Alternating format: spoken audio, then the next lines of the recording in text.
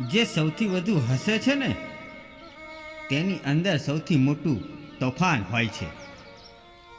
શું તમને ખબર છે?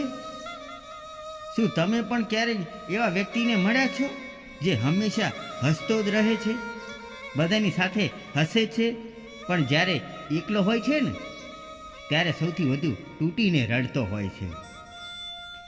કારણ કે શાંત લોકોને સાંભળનારું કોઈ હોતું નથી. તેઓ કોઈની ફરિયાદ નથી કરતા, ક્યારેય પોતાનો થાક નથી બતાવતા, કે ક્યારે પોતાની પાસે કે કોઈ બીજા પાસે હેલ્પ માંગતા. બસ દિલમાં બધું દબાવીને બેઠા હોય છે. સાયકોલોજી કહે છે જે વ્યક્તિ બીજાની ખુશીમાં પોતાને ભૂલી જાય છે ને તે અંદરથી સૌથી વધુ ખાલી હોય છે. તમે વિચારો, જેને બધા મજાકીઓ સમજે છે ને તે જ રાત્રે ઓશિકામાં મોં છુપાવીને રડતો હોય છે. કેમ?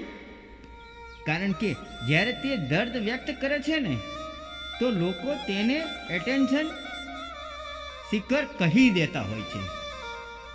એટલે હવે તે ચૂપ રહે છે. તેણે હસતા શીખી લીધું છે, કારણ કે દુનિયાને આંસુ નહીં, પરફોર્મન્સ જોઈએ છે. પરંતુ જો તમારી આસપાસ કોઈ એવી વ્યક્તિ છે જે બધા માટે જીવે છે તો એ એક દિવસ તેને ગળે લગાડીને પૂછજો, તું ઠીક તો છે ને? કારણ કે ઘણીવાર એક સ્મિત પાછળ આખી જિંદગીની એકલતા છુપાયેલી હોય છે.